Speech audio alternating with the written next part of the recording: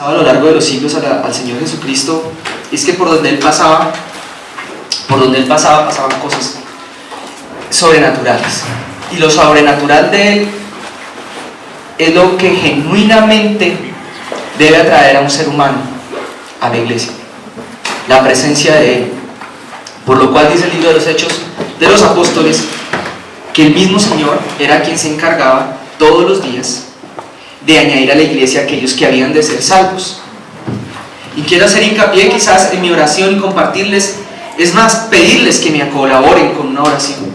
Decía esta mañana y me ratifico en ella porque siento que el Señor me pidió que orara fuertemente por esto, entre otras cosas. Y es porque nos avive, nos encienda, nos prenda el fuego a nosotros, el fuego del Espíritu Santo. Porque esto que ha pasado hasta el día de hoy solamente han sido pequeños destellos, lo que hemos visto hasta ahora, comparado con aquello que ha de venir. ¿Me explico, hermanos? ¿Cuántos lo creen? ¿Sí se dan cuenta? Destello lo que el Señor va a hacer con nosotros. Yo lo digo, por eso yo cuando esa canción con ustedes, con el Señor, lo que va a hacer con nosotros, y las naciones dirán, grandes cosas ha hecho el Señor con estos, es porque así va a suceder. Y van a decir las naciones, oye, grandes cosas hizo el Señor con estos. Tremendas cosas hizo, vea, la iglesia de los del pastor que estuvo un tiempo enfermo, y vea, grandes cosas hizo el Señor con ellos. Yo lo creo así lo siento en mi espíritu, se lo hablo como hombre que ha sido llamado a ser profeta. Miren, y mi oración era, a la que les pido que se unan, es eso. Señor, mira, enciende en cada uno de nosotros el fuego por ti, el deseo y el anhelo por lo tuyo, el deseo y el anhelo por las cosas tuyas, más fuerte y con más ahínco que antes. Y le he pedido al Señor también esto muy especial, como algo muy de mi corazón, y se lo he pedido no solamente en las cosas y principalmente en las cosas de la iglesia, sino también en todos los aspectos de mi vida, y es que aleje de nosotros, y en particular de mí, aquellos que no quieren o que sienten fastidio o sienten mucha pereza, por ejemplo, por venir acá. En lo personal se lo pido también por mi trabajo, que me aleje de las personas que se acercan y van a hacerlo con pereza o con desazón, como diría la Biblia, tal vez en alguna parte indolentemente. Y esa es mi petición, o que nos cambie, Señor, el corazón y nos lo encienda a todos, pero en una llama fuerte y potente, o nos aparte de aquellos que definitivamente no los ubique en un lugar en donde realmente estén pues mejor ubicados, porque la falta de amor y de deseo y de pasión por las cosas de Dios es contagiosa. ¿Sí sabías? Y yo lo vi, lo veo, lo tuve. Yo no sé si ustedes también se habrán dado cuenta, pero los que llevamos años y años y años, y yo llevo ya muchos años en el Evangelio, y lo digo con vergüenza delante del Señor, pero yo debería estar mucho más arriba de donde estoy ahorita, de acuerdo a lo que Dios me ha llamado a mí a hacer. Yo he tenido unas demoras muy tremendas y ha sido culpa mía mayormente. Entonces yo he visto cómo a lo largo que pasan los años las malas costumbres se contagian, y entre ellas está eso, la falta de amor y la falta de pasión por Dios. Pero asimismo el amor y el deseo por las cosas del Señor, asimismo también son contagiosas.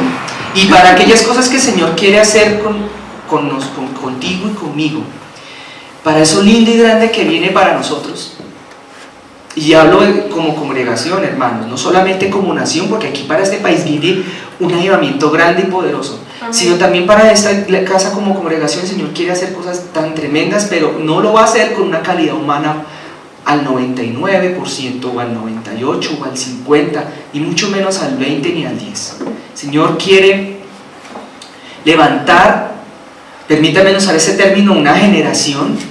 Es un término muy trillado, pero esta vez sí lo siento que aplica, ¿sabes?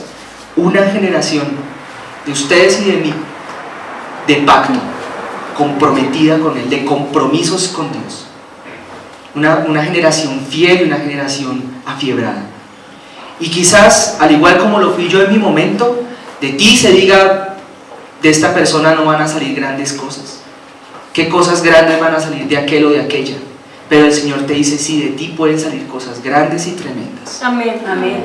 Esta mañana sentía llamados otra vez, llamados aquí a la alabanza, Los sentía, pero no los voy a decir todavía porque no tengo permiso del Señor para hacerlo, pero siento llamados acá, y el que sabe que ha sido llamado a estar acá en la alabanza, lo sabe, en su espíritu lo supo esta mañana, o lo recordó, el Señor se lo recordó. A otros que son llamados a ser profetas, y el que sabe que es llamado a ser profeta, lo sabe, y cuando está la unción aquí del Espíritu Santo, eso se agranda, eso se siente un poco, de una manera un poco más diáfana. Y entonces, dicho esto, quizás lo que les quiero dejar a través de la palabra, lo que el Señor más bien nos quiere hablar a todos, y me incluyo esta mañana a través de la palabra, es precisamente que Él quiere que nosotros nos avivemos, ¿vale? Quizás no es propiamente el título de la palabra, pero tiene que ver absolutamente con eso. Vamos a abrir entonces nuestro texto. Si alguno no tiene Biblia por ahí, hágame el favor y nos avisa. Ahora aquí están las Biblias, listo. Segundo libro de Reyes, capítulo 20. ¿Qué me cortó? Ay, gracias. No, estoy bien. Que imagínate que esta mañana me corté las mías muy cortitas y no estoy acostumbrado a tocar guitarra. Yo no toco guitarra hace meses, entonces me lastimé el dedito, pero un poquito nada más. Pero así es como a veces el Señor, no refiero a que uno se lastime los dedos, que si le gusta así, que uno le meta toda. Sí, esta es una recomendación que el Señor una vez me hizo a mí, y luego atrás de mí me pidió que se le hiciera a mis hermanos que cantamos aquí arriba conmigo, ¿sí? O los que me acompañan usualmente, quienes son mi esposa, Javito, Valentina, Angelita. Y es meterle toda. La Biblia diría: amarás al Señor tu Dios con toda tu alma, con toda tu mente, con todas tus fuerzas. Entonces yo le hago extensivo para aquella palabra donde diría: adorarás al Señor tu Dios, cantarás al Señor tu Dios con todas. Hermanos, en eso hay un secreto tremendo, en eso hay una victoria tremenda. Entonces había épocas en las que yo todavía le pegaba aún más duro a la guitarra de lo que lo hago hoy en día, y eso era sangre, volaba la sangre. Pero yo creo que hay algo en eso, en medio de todo eso bonito, y es que el Señor le encanta, o el Señor, tal vez la palabra más apropiada no es encantar, pero el Señor ama y le gusta cuando tú le entregas todo, pero con ganas. El Señor se le adora con ganas. No sé si ustedes han visto algún tipo de doctrinas que producen congregaciones muertas en el Espíritu Santo porque no le meten nada, huyéndole al emocionalismo. Pero no hay tal, o sea, a pesar de que el emocionalismo, que es aquellos moveres en donde las emociones se toman el control de las personas, está mal, y eso no es del Espíritu Santo.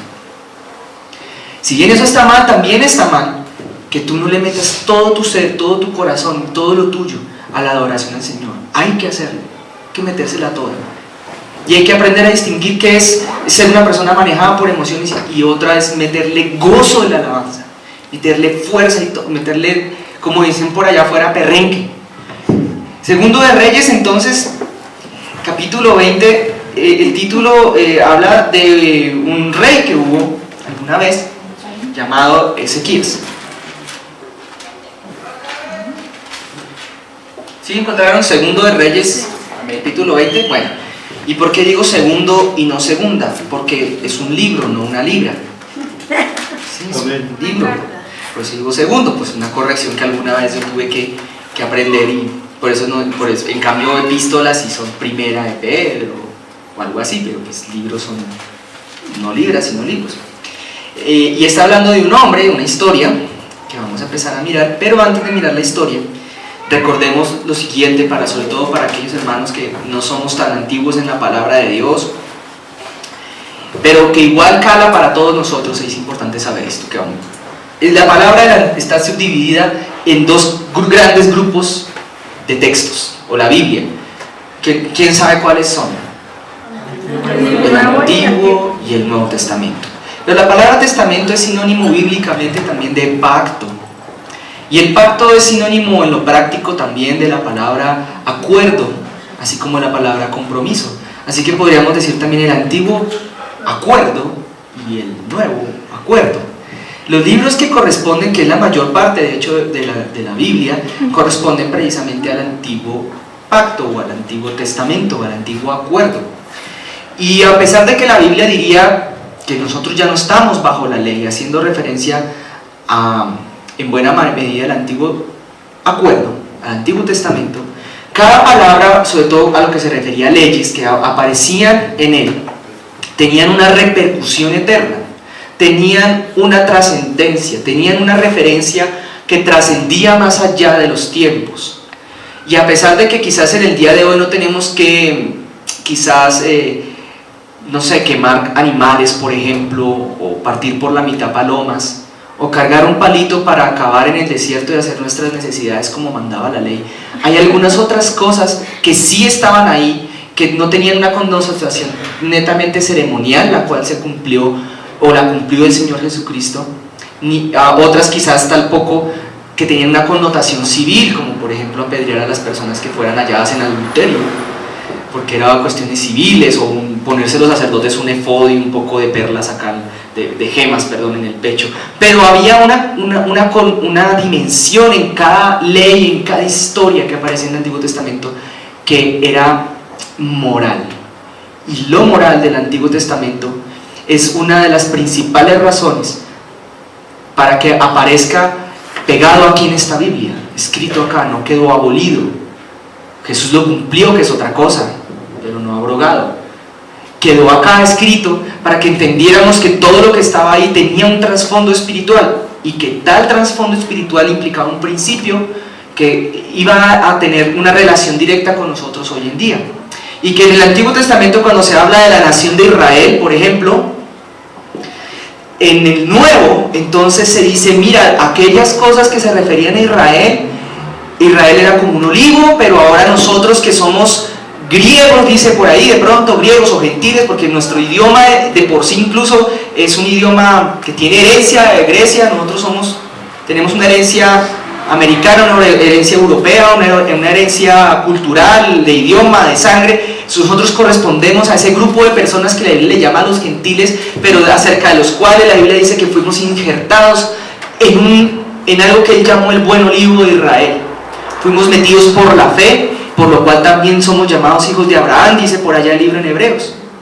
Entonces, dicho esto, la Biblia lo que está queriendo decir es, mire, Israel era una simbología eterna o en la eternidad de lo que hoy en día podemos llegar a ser nosotros como iglesia de Jesucristo, y entendiéndose iglesia no como un templo, como una casa, sino nosotros.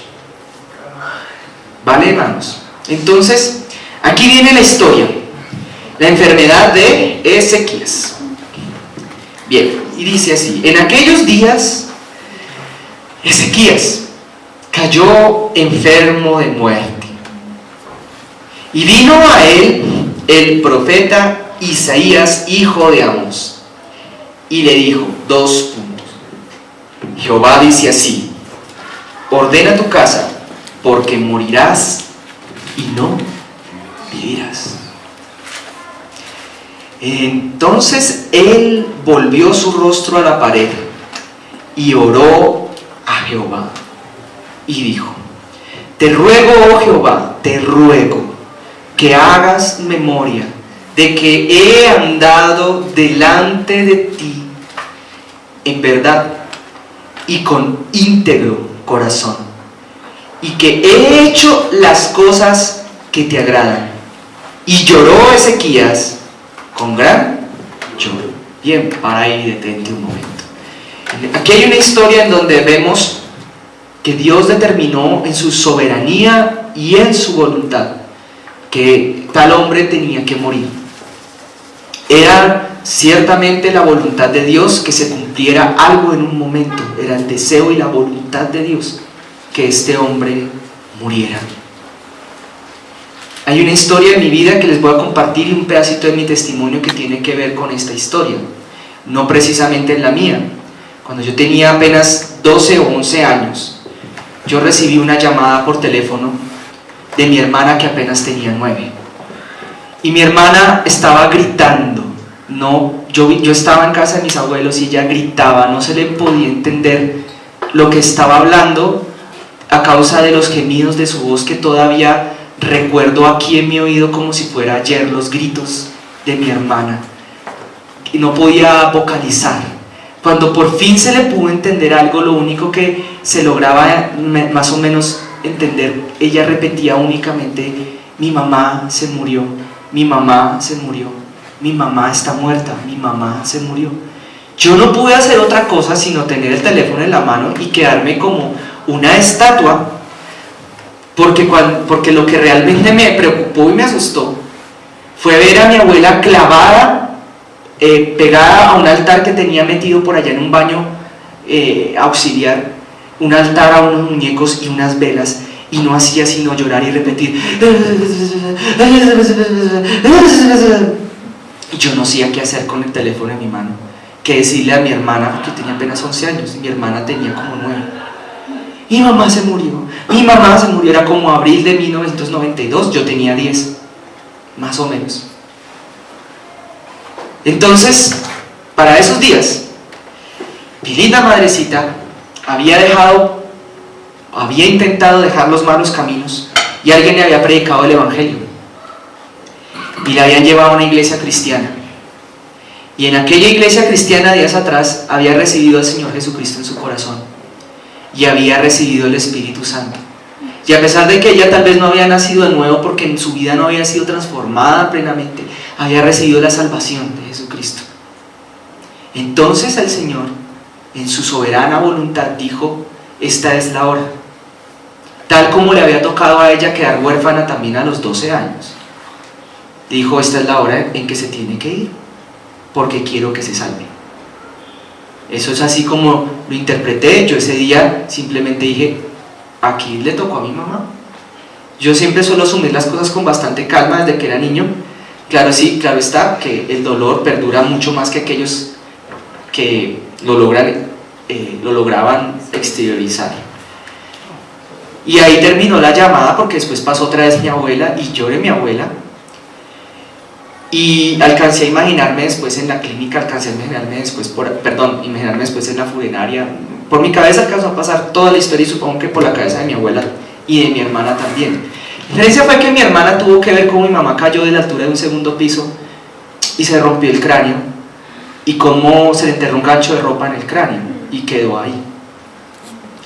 Entonces en ese día, a partir de ese momento, el reloj que tenía mi mamá quedó quieto y empezó ella a ver cómo ella salía de su propio cuerpo, y vio su cuerpo tendido, mas no escuchaba los gritos de mi hermana, porque mi hermana quedó llena de sangre en las manos tratando de hacerla reaccionar.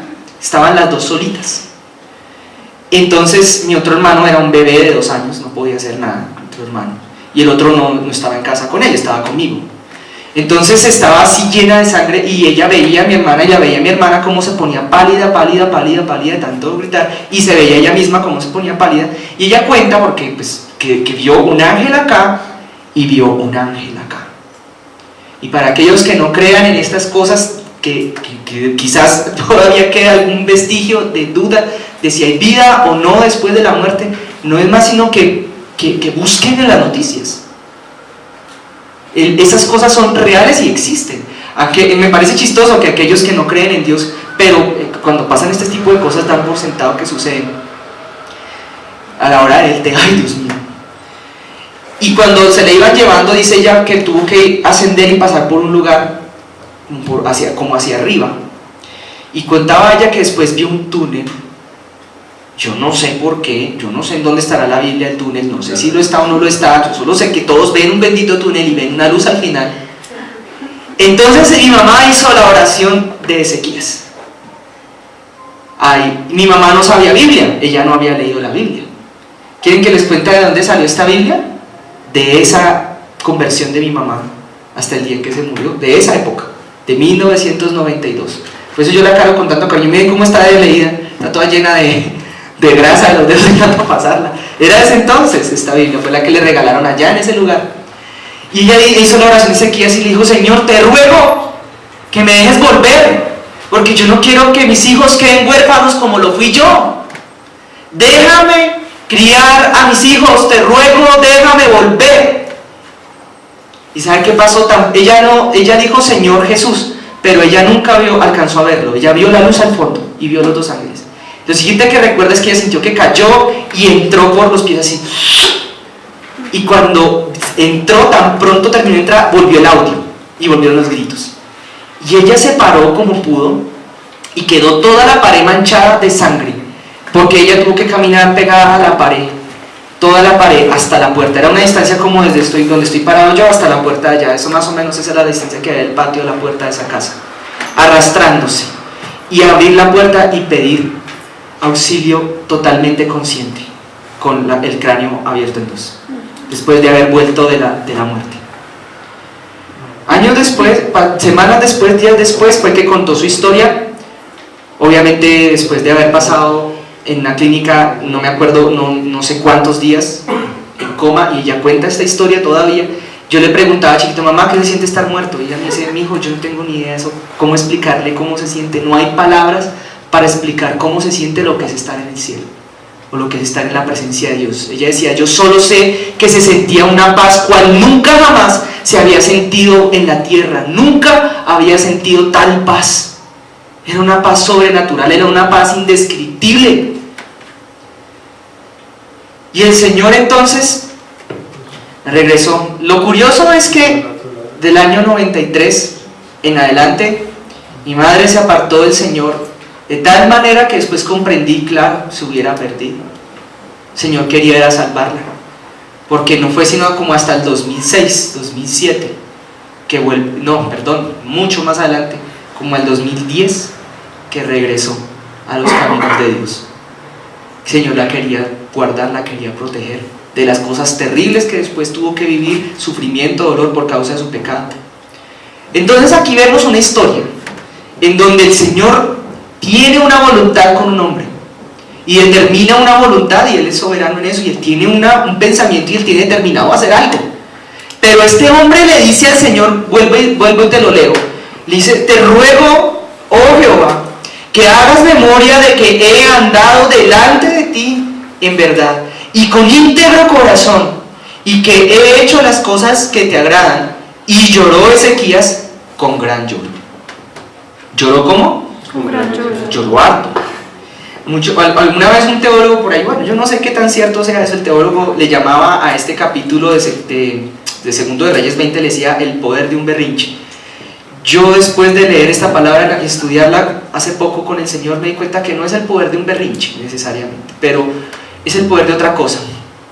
Entonces, el verso 4 dice aquí: y antes de que Isaías saliese hasta la mitad del patio, porque está en el palacio de un rey, estamos hablando de un rey, vino palabra de Jehová a Isaías diciendo: vuelve y di a Ezequías, príncipe de mi pueblo, así dice Jehová, el Dios de David tu padre, yo he oído tu oración y he visto tus lágrimas, y aquí que yo te sano.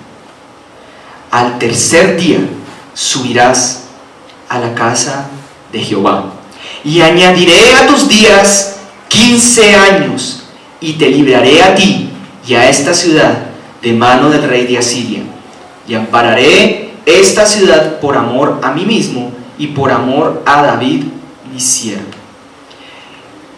Aquí que hay una cosa que quizás para una mente que esté acostumbrada a una noción tradicional de Dios, una noción, pareciera una especie de contradicción, porque en esta historia ciertamente Dios cambia de opinión, Dios cambia de parecer.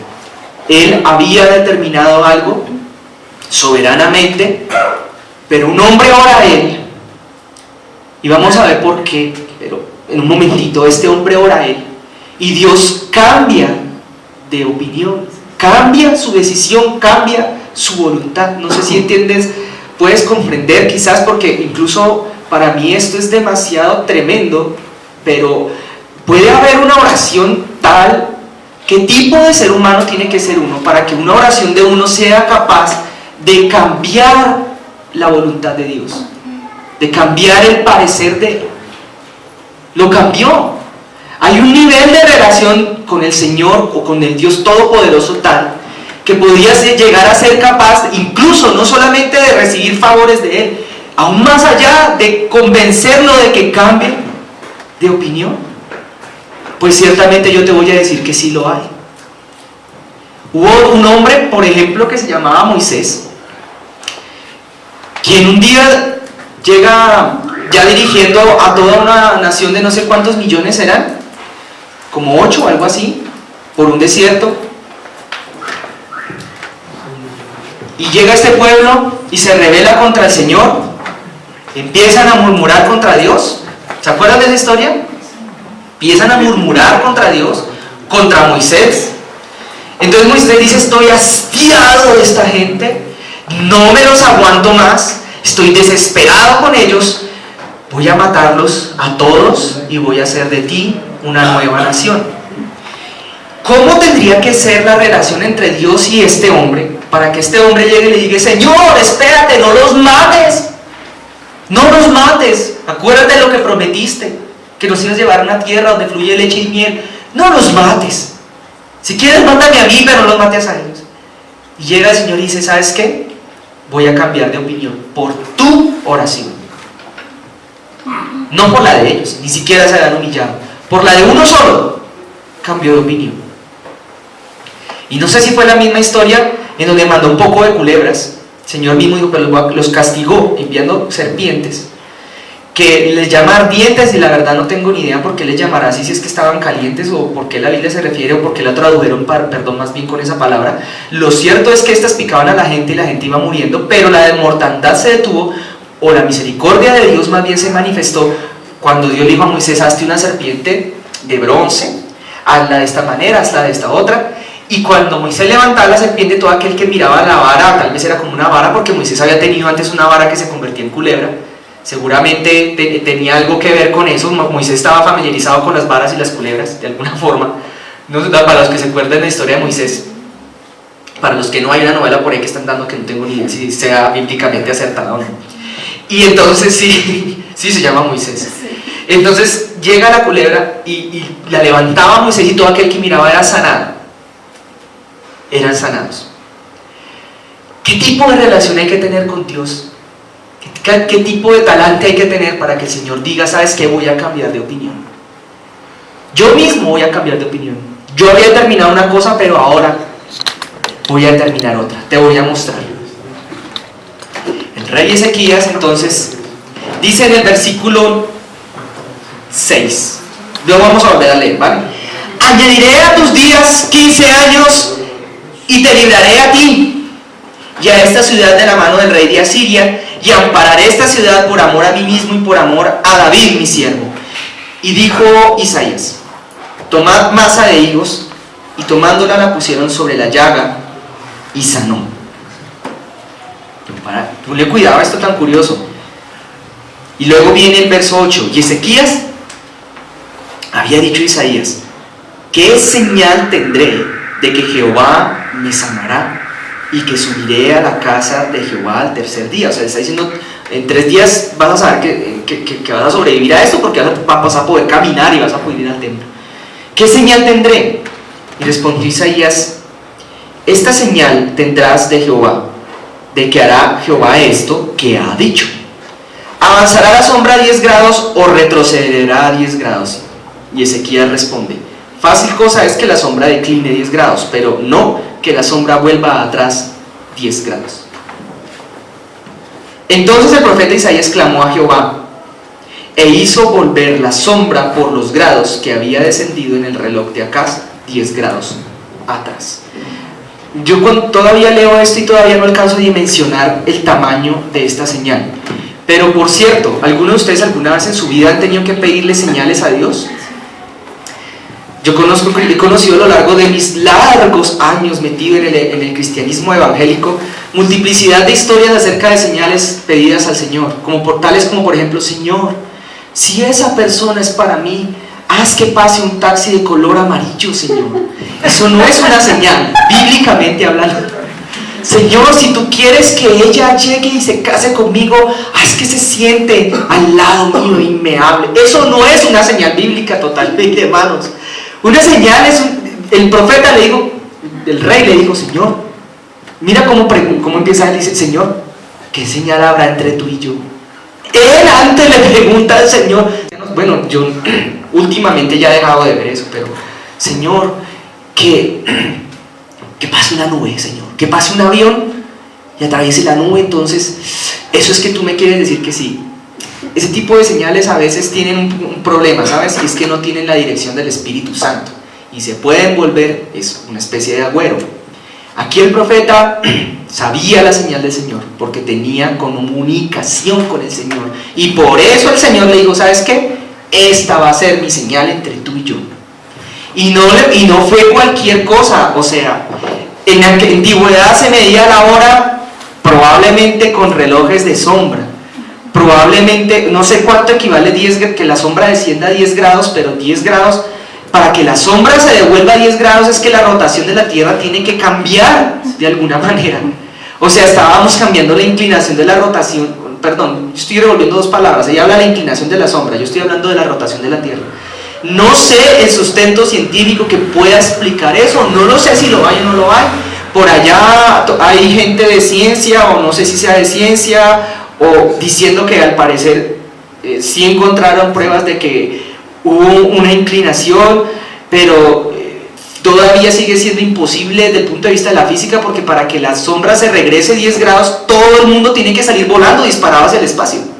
O sea, tiene que ser una energía tal que todo el mundo, toda la Tierra, o sea, hacer un terremoto que acabaría con todo. O sea, habrían tsunamis en todo el mundo, pero lo cierto es que la sombra se devolvió, según esta historia, 10 grados. O sea, es una de las señales más tremendas, solo por un hombre que dijo: Señor, no me mates todavía, déjame vivir más tiempito, Señor. Solo por eso.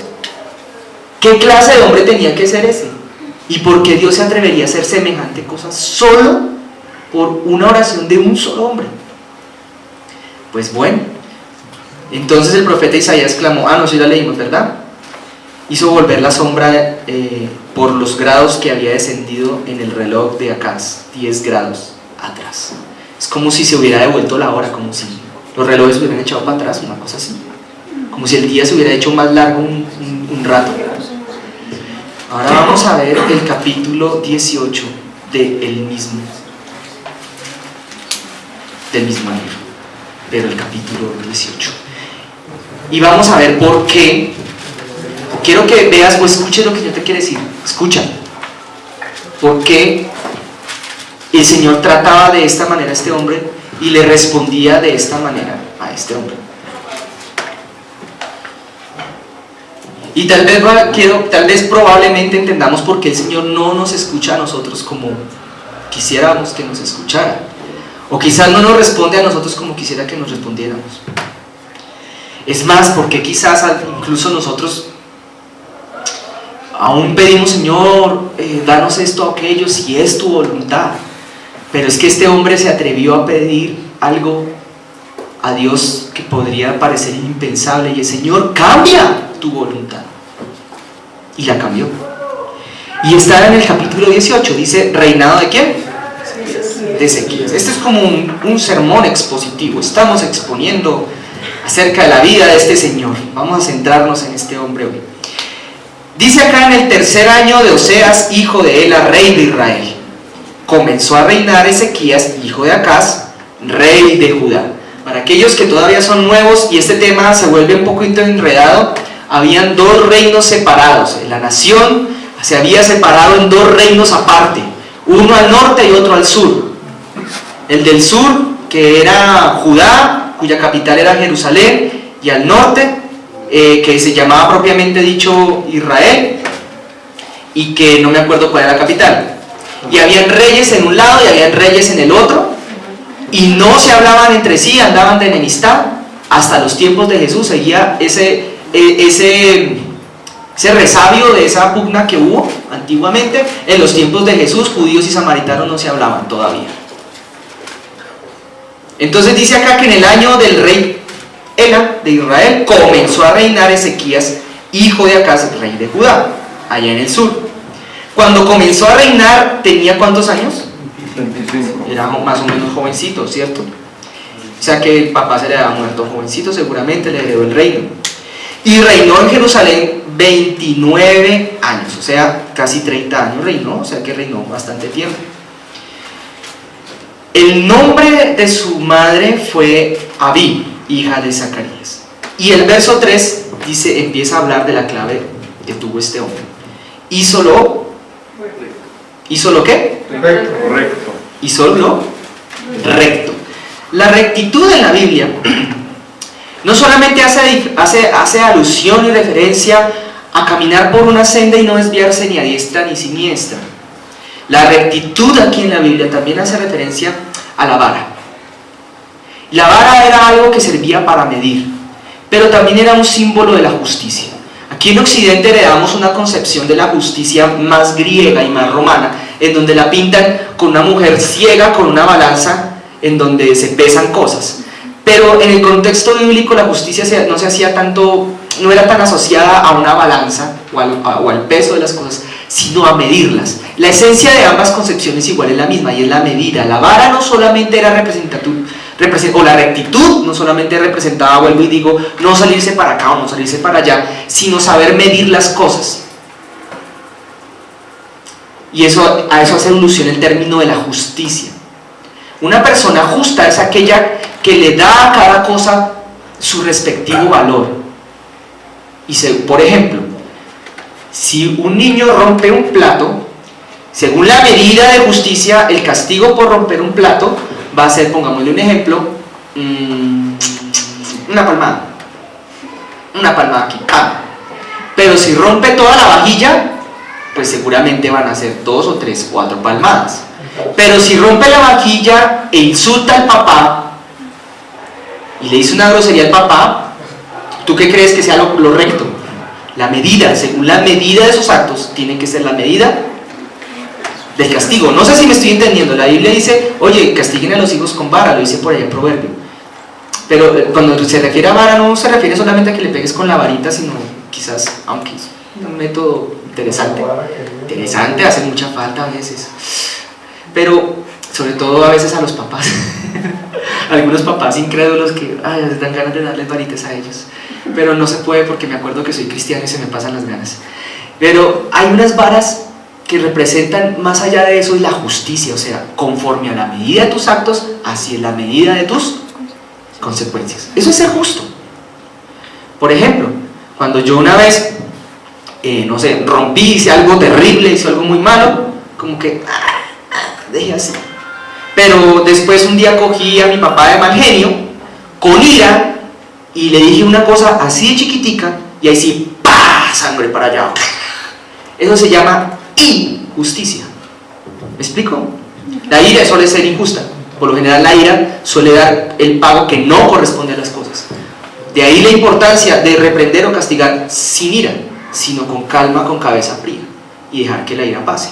Cuando mis gatos se portan mal, de acuerdo a la medida de sus actos, yo le doy chancleta. Pero un chancleta es un pasito así en la pierna pernil. ¿Sí? Es mi método. Mis gatos ven la chancla y ya yo no tengo que decirles no hagan esto. Yo levanto la chancla, se bajan de la mesa del comedor. Mis gatos no se suben a la mesa del comedor. Ya no se volvieron a colgar de la cortina porque yo saco la chancleta y ya entienden. Los gatos son animales muy inteligentes, cuanto más los humanos. Saco la chancletica y ya entienden, entonces no se trepan en la cortina. Eso tiene que ver con la rectitud. Ahora continuemos con el tema. Si ven que yo me desvío y me pongo a hablar de muchas cosas al mismo tiempo, pero bueno. Hizo lo recto ante los ojos de Jehová, conforme a todas las cosas que había hecho David, su padre. Aquí viene el centro del mensaje del día de hoy. Él quitó los lugares altos. Este señor tenía, voy a usar aún una palabra. Este señor Ezequías era un reformista. Porque era un rey. Como rey planteó reformas. Hubo más reyes que tuvieron tales características en los tiempos bíblicos y antiguos. Y tuvieron también un trato de parte de Dios bonito y especial. Hubo otro que no era Ezequías, ahorita se me escapa el nombre, pero está aquí mismo, está muy cerca de acá, si mal no estoy, era Josías, sí, era Josías, que mandó también a quitar cosas que estaban mal en su reino. Era un reformista. Dios ama las personas que tienen el deseo y toman la decisión de reformar o de ser reformistas en sus propias vidas. Él ama eso. Por esa razón es que intuyo yo que muchas veces en mi propia vida Él si algunas veces me ha respaldado en situaciones concretas y cruciales, ha sido no tanto por mi oración, que por cierto no es mucha, me falta mucho crecer en eso, me falta un poco aún todavía, sino por mis decisiones. Escucha esto, tus decisiones. No estoy hablando de decisiones X, Y o cualesquiera, estamos hablando de decisiones que implican una reforma en tu vida. Son aquellas que van a causar que tú le saques una sonrisa a tu padre y después no tengas que ni siquiera estarle diciendo Señor, porque ya te va a estar corriendo a darte, tenga amigo, ¿qué es lo que quiere? ¿Qué es lo que quiere? Tenga, tome. ¿Ustedes han conocido gente así? ¿Tienen esa? Yo sí. Señor, me gustaría, tome, porque tienen un corazón dispuesto a cambiar cosas en sus propias vidas.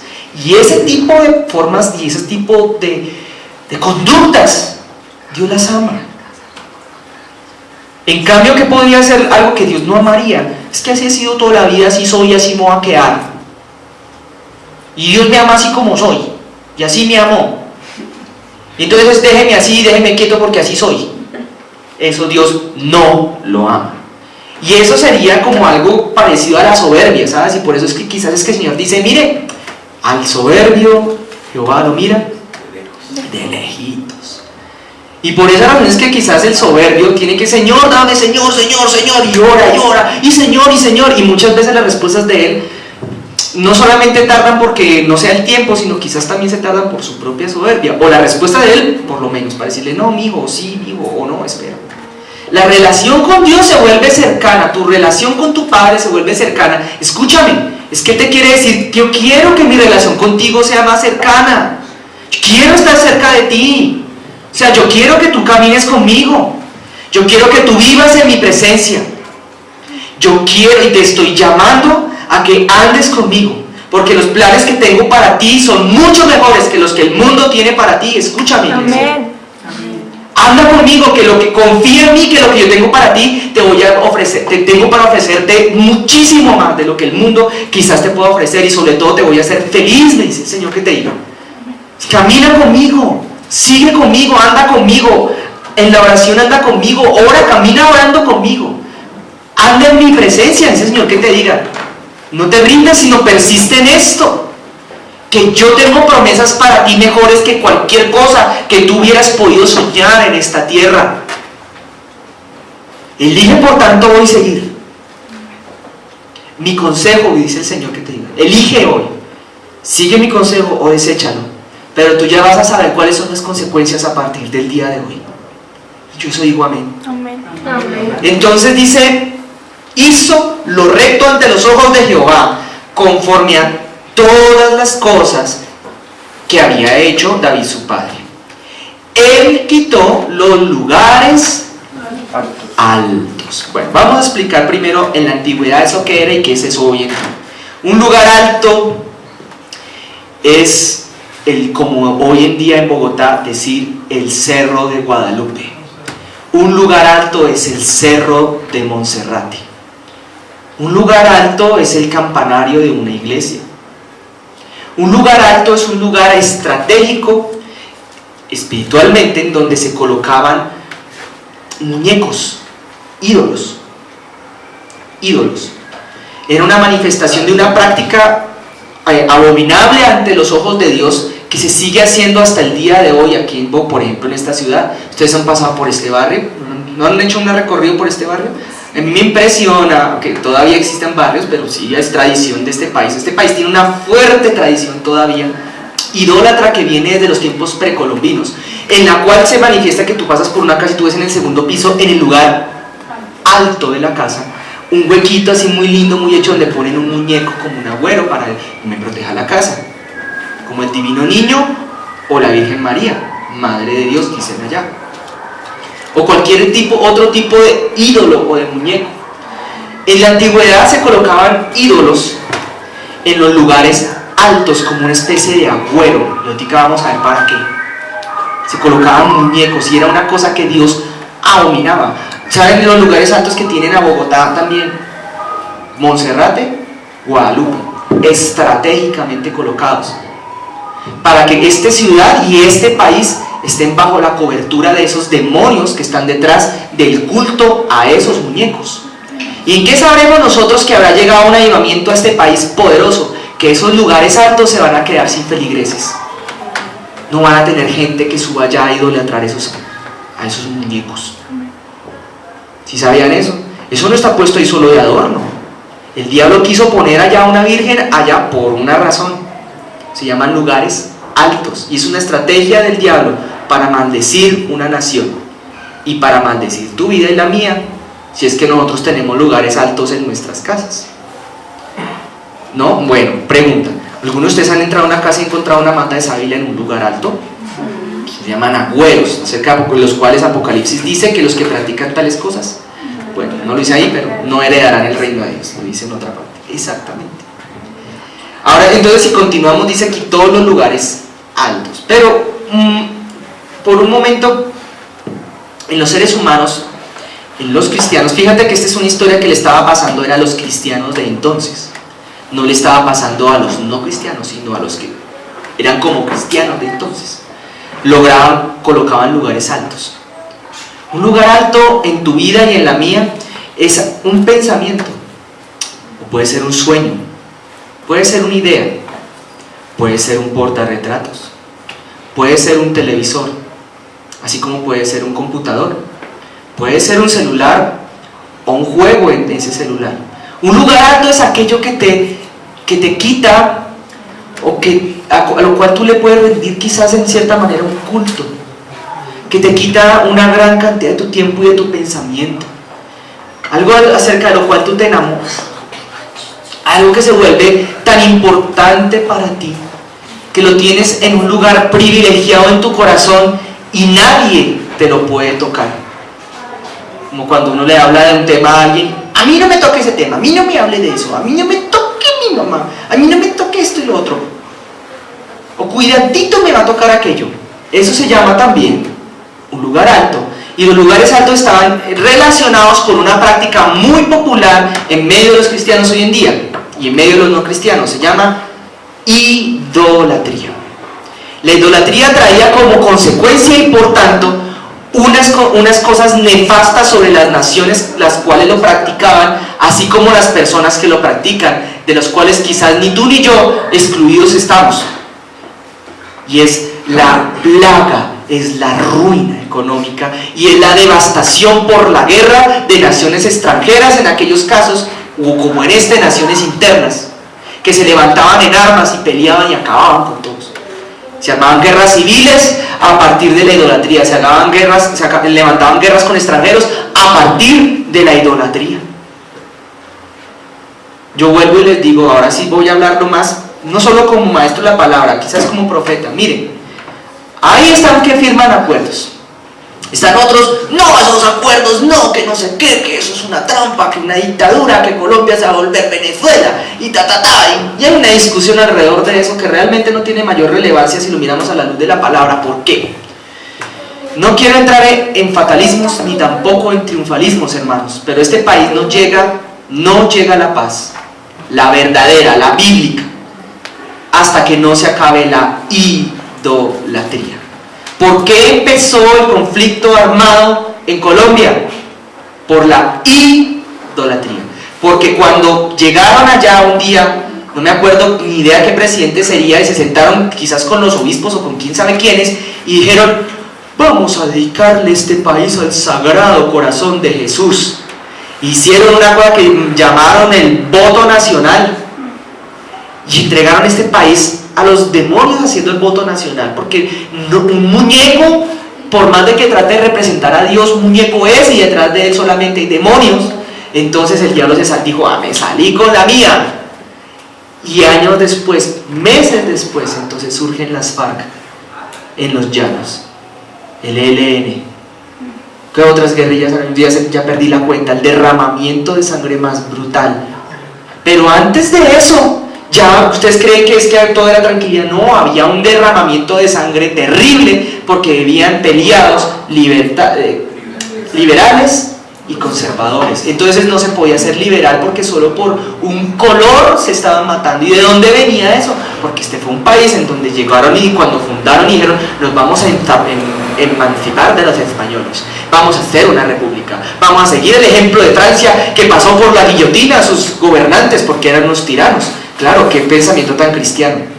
No, ellos eran, de hecho, estas personas no tenían mucha relación con el cristianismo, pero entonces llegaron y dijeron: no, la iglesia dijo: claro, nosotros vamos a estar del lado de ustedes, la iglesia de ese entonces, que era llamada la iglesia tradicional, lo que llamaban católica, y vamos a hacer un nuevo país, y lo consagraron, y entonces hicieron sus cosas. Siempre hubo idolatría de por medio. Este fue un país, durante la guerra entre liberales y conservadores, que fue un país tremendamente idólatra. Aquí se rezaba, en la época de los abuelos, de los tatarabuelos, se rezaba el Ave María y se rezaba la camándula mañana, tarde y noche. ¿Cómo no iba a haber derramamiento de sangre? Esa es la causa espiritual, mis hermanos. Y antes de esto, cuando estaba en la ocupación española, pues tanto peor. Y antes de la ocupación española, pues aquí ¿qué es lo que se le rendía culto? Al sol, la luna, un poco de cosas ahí. Bueno, el sol, la luna que es Chía, otros dioses, no, había muchos. Siempre ha habido un historial. Y quizás por eso es que el Señor dijo: ¿sabe qué? Yo me voy a compadecer de Colombia. Yo les voy a dar una oportunidad de que se arrepientan. Entonces voy a enviar mi Espíritu Santo a la iglesia aquí en Colombia, a mi puñadito, a mi remanente, los que guardan esta sana doctrina, y quizás con eso entonces este país cambie. Pero ¿en dónde está la iglesia? ¿En dónde están esos Elías? ¿En dónde están esos Eliseos que se levantan a hacerle la guerra a esos lugares altos? A esos reformistas, es los que el Señor llamó a que nosotros seamos, hermanos. Entonces viene aquí y continuemos. Versículo 4: Él quitó los lugares altos. Primera cosa que uno tiene que estar quitando de la vida de uno. También, hermanos, usted tiene lugares altos. Usted haya colocado personas importantes en su vida. Su sueldo, su salario, su estabilidad laboral. Miren, yo voy a hablar como habla el presidente Santos. Esa tal estabilidad laboral no existe. No existe. La palabra estabilidad laboral es una ilusión, es un invento de la maquinaria del capitalismo. Perdón, va a sonar un poco socialista mi discurso, pero no.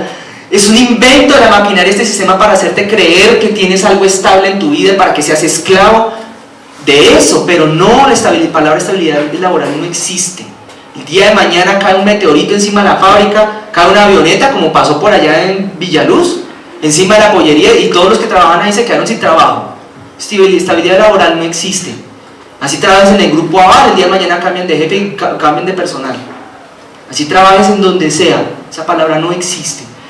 La verdadera estabilidad laboral, la única que existe, es la estabilidad que te puede dar depender del Señor Dios Todopoderoso, creador tuyo y del cielo y de la tierra. Amén. El que dice la palabra y se llama Jehová Jireh, Jehová tu proveedor. Amén. Esa es la verdadera estabilidad laboral. Lo demás no. Que no temas soltar tus ídolos, como los puede ser un trabajo, porque es que entonces si lo suelto, no es que entonces no voy a tener con qué pagar la cuota de la deuda que adquirí. Pues el Señor dice: no, suéltalo. Eso es un lugar alto también. Si el Señor te dice que lo sueltes, suéltalo y tranquilo. Si no dice que lo sueltes, pues no lo sueltes. Pero si hay otra cosa que le agrada del comportamiento de los seres humanos al Señor, pues eso sería el desapego de lo terrenal. Derriba por tanto eso, ¿vale? No confíes en nada más, confía en tu Rey. Viene aquí entonces y dice: y quebró las imágenes. ¿Quebró qué? Las imágenes. Una vez leí un librito, me llamó tanto la atención, me lo leí, un librito católico. Era un cura que había escrito 19 errores que cometen los evangélicos y cómo escapar de esas sectas. Se llamaba así. Y el librito me pareció tan curioso porque entre las cosas que mencionaba, hablaba de que, sí, me lo prestó una vez una amiga, y, mira lo que me prestaron, ¿tú qué opinas? Y me lo leí, pues obviamente en oración con el Señor. Eso no me va a mandar a leer cosas así locas sin el permiso del Espíritu Santo. Y una de las cosas que mencionaban era que cómo es posible, bueno, estamos hablando de un libro hace 20 años. Hace 20 años, cuando la iglesia cristiana evangélica se caracterizaba porque el 99% eran leídos de esta Biblia y versados en esta Biblia de una manera profunda.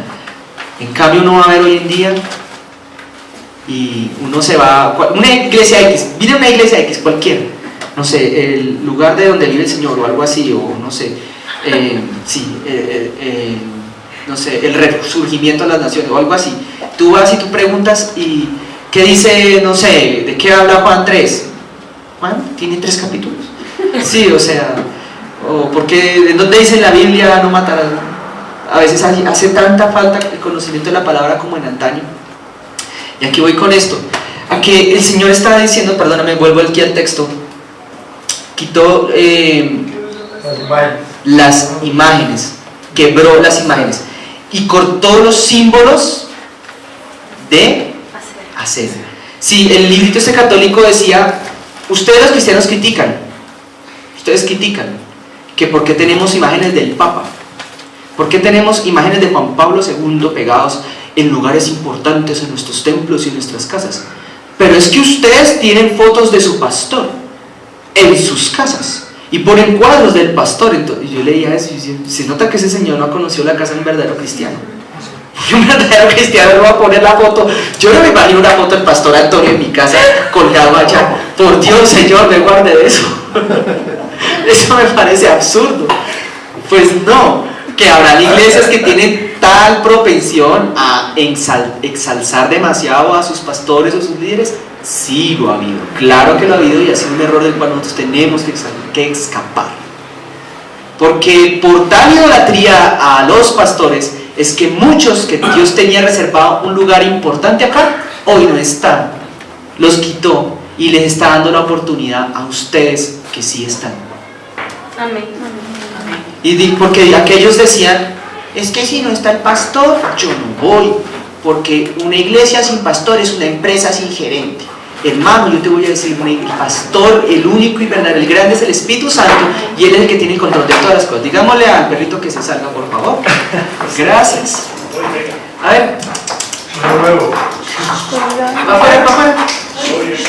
Gracias. Pero él entró muy amorosamente, como batiendo la cola a todo. Esas son cosas que pasan, ¿no? Solo pasan acá.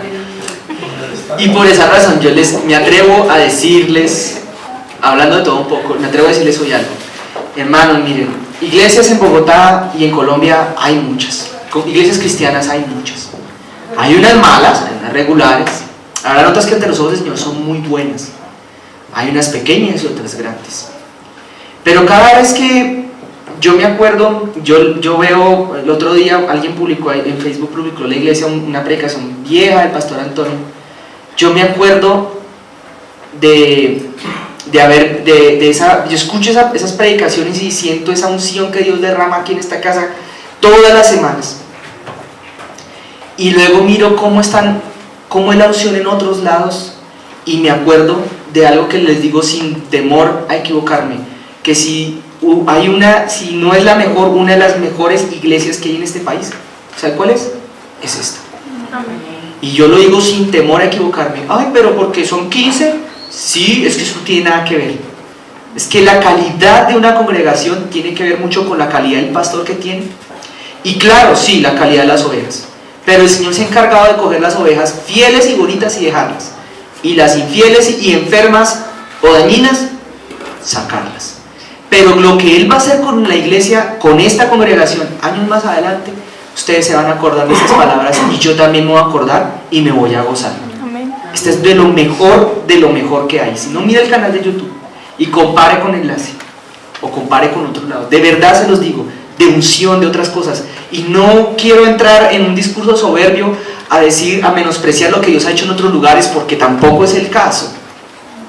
Pero por algo el Señor dijo, miren, de lo más vil y de lo más menospreciado fue que el Señor escogió para exaltar y levantar y decir a aquellos que se creen que son algo, miren, ustedes no son tanto como creen que lo son. ¿Entienden, hermano, lo que el Señor está diciendo? Siéntase orgulloso de estar en esta tierra, porque aquí si se han visto milagros hasta el día de hoy, se van a ver más. Si hasta el día de hoy se han visto algo de sanidades, hermanos, se van a ver más. Si se ha visto algo del poder de Dios, hermano, lo que se viene adelante, de aquí en adelante, pierna arriba, no hay palabras, es tremendo. Siéntase orgulloso. Ahora voy a continuar. Entonces quebró las imágenes. Señor, cortó los símbolos ¿de qué? De Acera. Quiero un momento. Diosa Acera. De la diosa. Sí, pastor. Quiero por un momento leerles un pequeño texto que no está en la Biblia, sino que proviene del diccionario bíblico. El Señor Ezequías mandó a quitar. Aquel Ezequías quien un día le dijo: Señor, no me mates todavía. El Señor le dijo: está bien, no te voy a matar, y fuera de eso voy a cambiar la inclinación de la tierra a 10 grados. Casi nada, ¿verdad? Pues él mandó a quitar el culto a Acera en su nación. ¿Quién era Acera? Dice aquí: diosa cananea de la fertilidad. Era considerada la esposa de la deidad principal llamado El, por lo cual se denominaba Madre de Dios. ¿No te parece demasiada coincidencia? ¿No te suena muy coincidencia? Estoy leyendo el diccionario bíblico y teológico. Este es el diccionario. Dice que era asociada a la fertilidad y era considerada la esposa de Él, Madre de Dios o Madre de los dioses. ¿Ya saben de quién estamos hablando? Es que el culto a Acera no se ha acabado, sigue, y es lo que tenía en ruina y en guerra en Israel en aquel entonces, y es lo que tiene en ruina y en guerra a Colombia hasta el día de hoy. ¿El culto a quién? A Acera. Entonces, ¿qué pasó? Dice acá que era además una diosa cananea de la fertilidad. La fertilidad en la antigüedad se asociaba no solamente a tener hijos, sino que las cosechas fueran fértiles, el ganado fuera fértil. En otras palabras, la fertilidad estaba asociada a la buena economía, a la abundancia, que es un culto que hoy en día se practica sobre todo en este tiempo en toda parte. Culto a la fertilidad, o sea, a la economía, o sea, te va a ir bien, o sea, vas a tener mucho dinero. Por eso es que todavía siguen saliendo cadenas, siguen saliendo pirámides disfrazadas de cadenas, pirámides disfrazadas de multinivel, porque no estoy diciendo que la multinivel necesariamente eso sea malo, lo poquito que conozco, estoy diciendo las estructuras por medio de las cuales engañan a las personas para que a través de su codicia saquen dinero de su bolsillo y lo depositen en algún lado, trayendo con ello más ruina a sus propias vidas. La codicia es un problema arraigado a las costumbres de una nación. Los problemas de esta nación están en nuestras costumbres. ¿Sí sabían eso? Aquí está explícito, aquí está explicado. Nuestras costumbres son las que causan nuestros problemas. Nuestras malas costumbres y en cambio nuestras buenas costumbres pues pueden traer las soluciones a tales problemas. Y dice acá, parece ser que Acera tenía alguna relación con el mar, por lo cual también se la estudia como un paralelo semítico de Afrodita.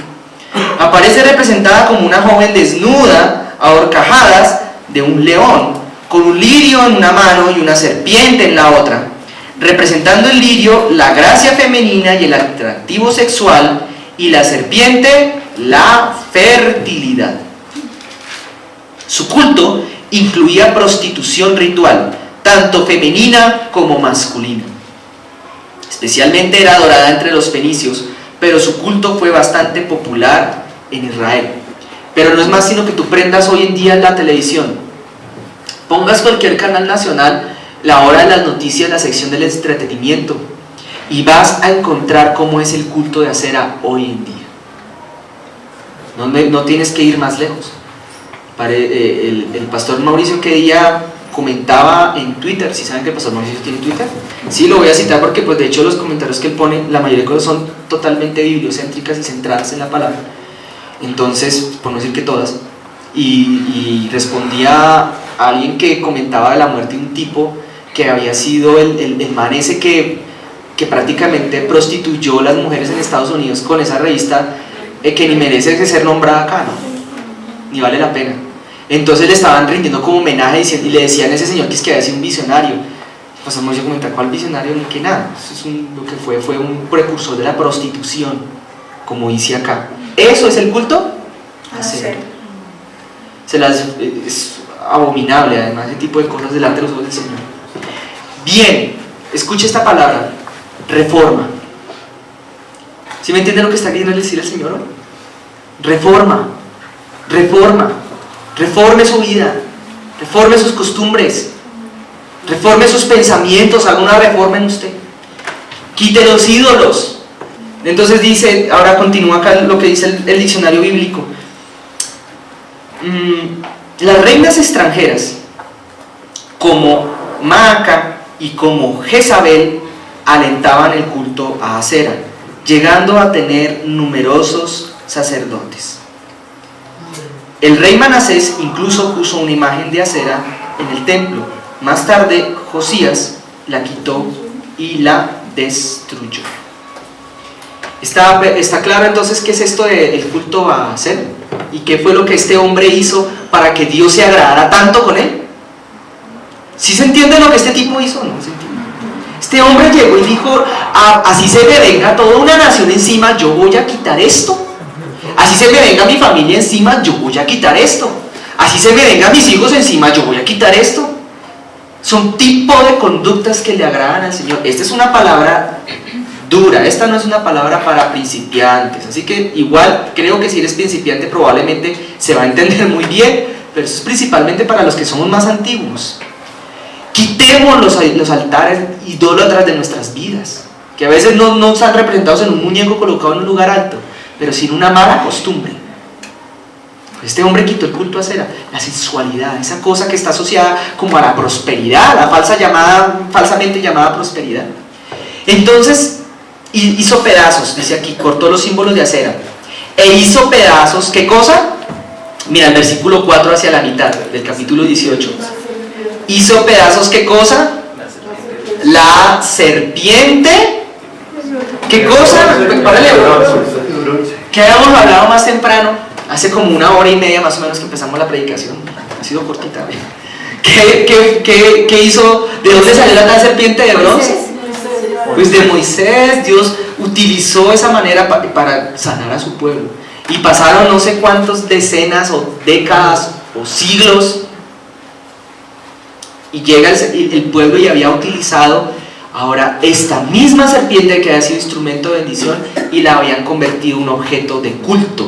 Y aquí dice que hizo pedazos la serpiente de bronce que había hecho Moisés, porque hasta entonces le quemaban incienso los hijos de Israel, y la llamó Nehushtan, que significa cosa de bronce.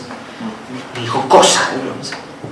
Y ello simboliza aquellas costumbres de aquellas personas que en un momento dado vieron o escucharon una manera o vieron alguna cosa en un siervo o en una mujer de Dios, que Dios lo usó, que Dios tal vez se movió a través de esa persona, pero se quedaron aferrados a eso. Y dicen, como les contaba un ratito, que a mí me lo dijeron, es que si no está el pastor, pues yo no voy. Yo te digo, ¿cómo vas a hacer que vuelva el pastor si no vas a estar iglesia preparada para que el pastor vuelva? Porque si te cierro te digo una cosa, hombre, el Señor lo llamó a él con una función en su reino. Él me llamó a mí con otra, a ti con otra. Si nosotros no nos encargamos de cumplir nuestra función en el reino de los cielos y en la iglesia, entonces va a tener que venir otra vez el pastor enfermito a hacerlo todo.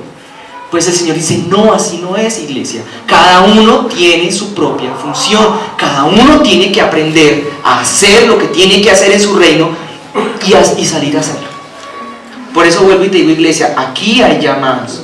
El Señor está llamando hoy. Miren, hermanos, voy a despreocuparme por el tiempo. De hecho, yo me asombro de que me salgan largas las palabras porque no sé de dónde me salen. Pero hermanos, escucha esto que te quiere decir el Señor. Sal de donde estás, búscale, Señor, esfuérzate en Él, ¿vale? Sal de la comunidad en la que estás. Si hoy orabas una cantidad de tiempo, mañana ora más. Búscale más. Si antes no ayunabas, empieza a ayunar. Si antes no venías, empieza a venir. Y si venías, ahora ven más temprano y oras. Pero empieza a esforzarte más por el Señor, que Él te tiene algo muy bueno, muy bueno. Quizás no lo estás viendo, quizás yo tampoco. Pero lo que viene para ti, para mí, es grande y es lindo. Pero Él requiere que nosotros todos nos pongamos a trabajar en aquello al cual nos llamó. Si no sabes, Señora, que te llamó, por lo menos venga a orar. No importa. Amén. ¿Vale? ¿Me escuchaste? Amén. Entonces dice, porque hasta entonces se quemaban incienso los hijos de Israel. La llamó Nehushtan. Versículo 5. En Jehová, Dios de Israel, puso su esperanza. No, es que la esperanza tiene que ver mucho también con la palabra que tienen los hombres. Cuando a mí me dijeron, ¿no? A mí muchas veces me ha pasado, muchas, pero una recientemente, tal día te pago. Y yo respondí, si no tienes plata no te preocupes, me pagas después. No, yo te pago tal día para que no te hagas semanas de regreso sin plata. Yo te pago. Y yo cometí el error de poner mi esperanza. Por un momento mi corazón se desvió y puse mi esperanza. Y defraudada, atípica. Lo peor es que el Señor ya me está diciendo, no te va a pagar, no tiene con qué, no te va a pagar. Ya tiene en su cabeza no hacerlo, te está dando contentillo. El Señor a uno le habla, ¿no? No sé si a ustedes también les pasa, a algunos de ustedes yo sé que sí le va diciendo a uno. Y tenga, que después apagó el celular. Y yo me puse de tonto, ¿por qué le creí? Yo sabía, el Señor me lo dijo. Con eso tiene que ver la esperanza. Este hombre puso su esperanza en el Señor y en lo que Él le prometió.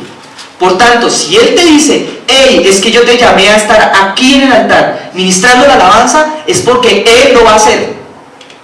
Hey, si yo te llamé a ser profeta de las naciones y te voy a sacar de este país, no te olvides de lo que te dije. ¿Qué pasó? ¿Por qué te olvidaste entonces? Pon la esperanza en mí, dice el Señor. Y no es lo que digan los hombres, te van a poder decir, ay no, ya con esos años, ay ya para qué, olvídese. Lo que dice el Señor es otra cosa, hágale caso. ¿Escuchaste, iglesia? Sí, amén. No importa la edad que tengas, no importa la condición, ni mucho menos tu pasado, ni lo que hayas vivido en él. Olvídate de eso. El Señor no va a retardar en cumplir su promesa contigo si tú le crees. Él es fiel, amén. Él es fiel.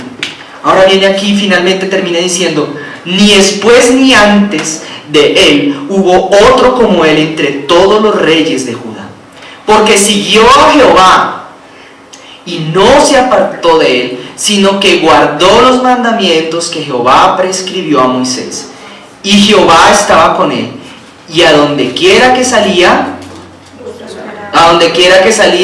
prosperaba. Ay, hermano, no sé si ustedes la están cogiendo. Miren todo lo que este hombre tenía, el carácter que él tenía. Sí, se puso a llorar y le hizo papaleta al Señor el día que Dios le dijo que se lo iba a llevar. Oye, ¿a quién de nosotros el Señor viene y le dice, oye, te vas a ir, prepárate? Hay que tener una relación con él tal de que este hombre se pudo dar el lujo de llorarle y decirle, ay Señor, una chocolatina, y el Señor llega y le dice, ¿sabes qué? Tenga. ¿Por qué? Por su carácter. Era íntegro. Entonces el Señor dice, aquí miren, el prosperado. Ahora nosotros sí, culturalmente hemos asociado a la prosperidad como con una bendición económica y sí, es verdad, pero la prosperidad es mucho más que eso. Traduce desde el hebreo algo así como alcanzar o lograr algo que tú te propones. Entonces no hay prosperidad si tú no te propones nada, ¿no? No puede haberlo. Si tú no emprendes nada, si no arrancas nada, eso no es susceptible de ser prosperado. Una empresa como Microsoft prosperó no porque venda miles de millones de dólares al año en licencias de software y computadores, sino porque si se propusieron que hubiera un computador en cada casa, lo lograron. Hay un computador en cada casa. Eso es en lo que prosperaron, en que se propusieron una meta y la alcanzaron. Consecuencia de ello es que les llegó la plata y es uno de los hombres más ricos del mundo. Lo mismo que Carlos Slim. Prosperar no es que venda mucho, prosperar es voy a poner un televisor con televisión por cable en cada casa, y se lo propuso y lo hizo. Y consecuencia de ello es que se volvió rico. ¿Sí se entiende? O sea, si tú te propones algo en el Señor y lo haces, prosperas. La bendición económica es secundaria a eso. Llega la mayoría de las veces como consecuencia. Pero eso es prosperidad, la verdadera. Ganarse una lotería, por eso ahora lo estoy entendiendo que no es tanto prosperar, ¿sabes? Porque no estás proponiéndote nada ni estás logrando nada. Es un golpe de suerte y punto, y ya. Y por eso es que quizás la mayoría de las personas que les llega esa... les pasa eso, porque tuve la oportunidad de conocer tal vez 2 en mi vida que les pasó eso. A los pocos años están debiendo plata, están pidiendo prestado y debiéndole a bancos y vendiendo aquello que habían comprado afanadamente en un principio. ¿Se sabía? Que eso no es prosperidad, eso no es lograr nada. Me extraña y me preocupa. Esta mañana meditaba en eso, porque hace años yo sí conocí cristianos que decían, Alejito, el día que yo me gane el baloto, de parte del Señor te voy a regalar un carro. Cuando yo me lo gane, porque yo le estoy orando al Señor para que me dé los números del baloto. Yo tuve que pasar muchos años para poder entender que el Señor no me estaba diciendo eso, que no era Él, que era la codicia, que había codicia en mi corazón más bien, y que yo había creído eso era por codicia. Pero el Señor no quiere que tú te vayas a pedir los números de la lotería, hermanos. No hay prosperidad. Él quiere que trabajes y que tú hagas algo que ames. y que trabajes primero para Él y en su reino. Eso sí, tenla clara. Y Él va a hacer contigo cosas en tu vida secular que ni te imaginas. Para aquellos que Dios los llamó a ser columnas financieras, el Señor les quiere decir esto: ponte a hacer algo que ames, y ama algo que el Señor te ponga a hacer. Ámalo con todo, métele toda, y ámelo y hágalo con pasión. Así como usted viene aquí a adorar al Señor, hágalo con pasión, también vaya allá y hágalo con pasión. Diezme de todo, de ofrendas y de primicias, y el Señor usted lo va a sacar y va a hacer unas cosas usted maravillosas que nunca se imaginó. Esto es la palabra para aquellos que el Señor les va a llamar a ser columnas de esta iglesia. Ahora bien, y termina entonces y dice que prosperaba este hombre. Él se rebeló contra el rey de Asiria y no le sirvió, dice acá. Hirió también a los filisteos hasta Gaza y sus fronteras, desde las torres de las atalayas hasta la ciudad fortificada. Voy a terminar aquí. Verso 9. En el 4º año del rey Ezequías, que era el año 7º de Oseas, hijo de Ela, rey de Israel, subió Salman